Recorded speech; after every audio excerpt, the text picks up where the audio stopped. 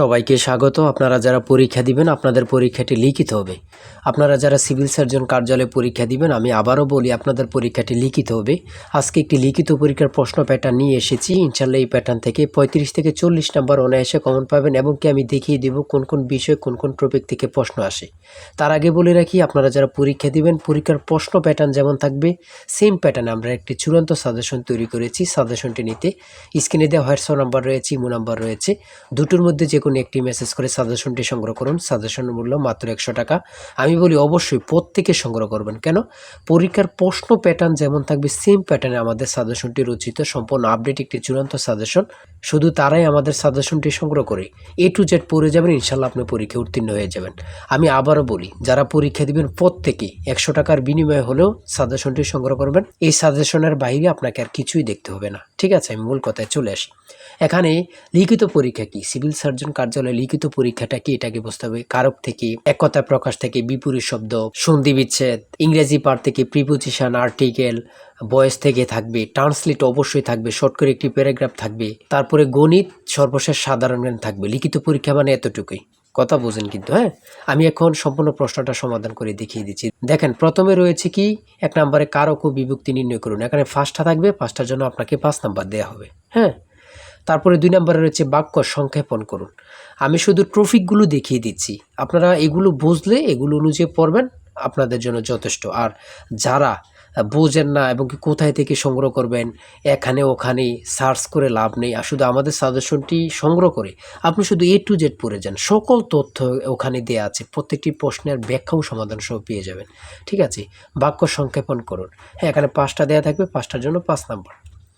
তারপরে 3 নম্বরে রয়েছে অর্থসহ বাক্য রচনা করুন। এখানে 5টা থাকবে, 5টার জন্য 5 নাম্বার, অথবা যতটা থাকে 2টা থাকলে 2টার জন্য 2 নাম্বার আপনাকে দেওয়া হবে। তারপরে 4 নম্বরে রয়েছে সমার্থক শব্দ লিখুন। এখানে 2টা দেওয়া হয়েছে, 2টার জন্য 2 নাম্বার। তারপরে থাকতে পারে প্রবাসী আয় বৃদ্ধিতে করণীয় বিষয়ে সংক্ষিপ্ত প্রবন্ধ রচনা করুন, অথবা এখানে থাকতে পারে যে বর্ষাকাল সম্পর্কে কিছু লিখুন, শীতকাল সম্পর্কে কিছু লিখুন, এগুলো থাকতে পারে। তাই বলি অবশ্যই আমাদের চ্যানেলটি সাবস্ক্রাইব ও পেজটি ফলো দিয়ে রাখবেন। কেন? পরীক্ষার নোটিশ, পরীক্ষার রেজাল্ট, পরীক্ষার প্রশ্ন সমাধান, যাবতীয় সকল তথ্য সবার আগে আমরা ভিডিও আপলোড দিয়ে রাখি। আপনি যদি চ্যানেলটি সাবস্ক্রাইব, পেজটি ফলো দিয়ে রাখেন, সবার আগে চলে যাবে আপনার কাছে নোটিফিকেশন।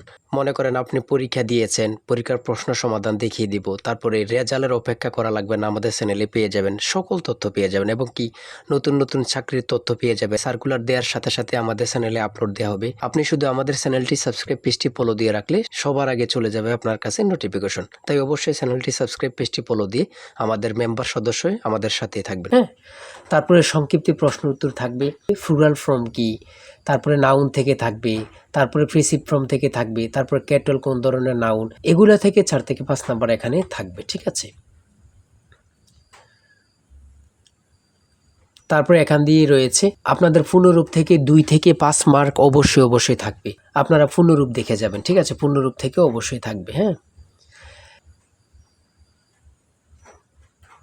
তারপরে রয়েছে প্রিপোজিশন থেকে, প্রিপোজিশন থেকে 5টা থাকবে, অর্থাৎ আপনার যতটি প্রশ্ন থাকবে প্রত্যেকটি প্রশ্নের মান কিন্তু 1 নাম্বার করে। হ্যাঁ, প্রিপোজিশন থেকে 100% শিওর থাকবে।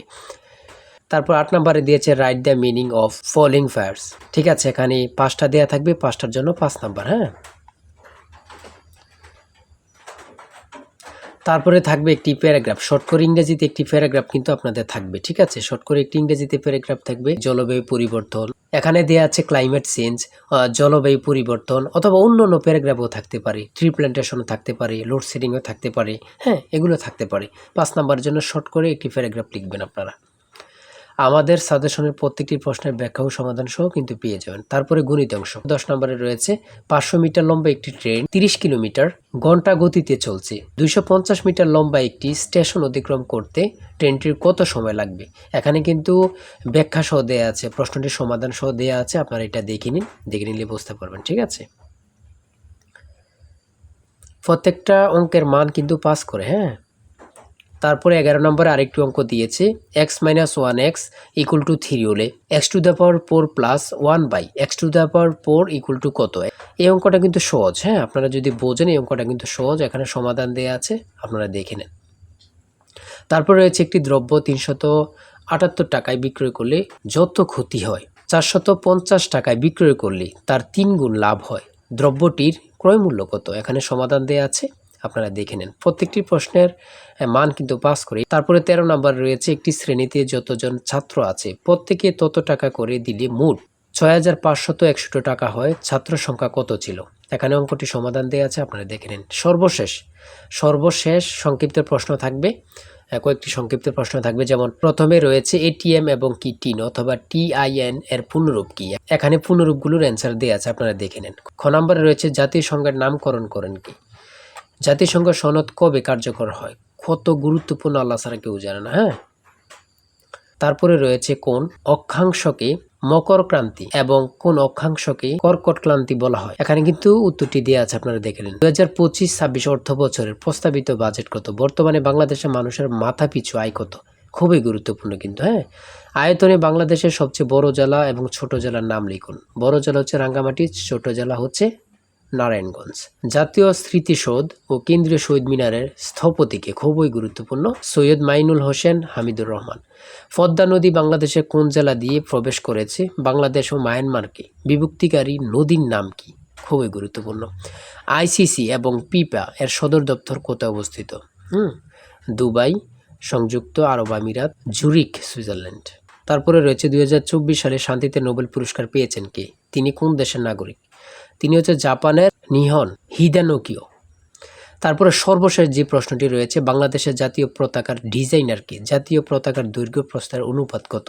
মানে কত পরীক্ষায় যে আসছে আল্লাহ ছাড়া কেউ জানে না। সেটা হচ্ছে কামরুল হাসান, 10:6 বা 5:3। ঠিক আছে।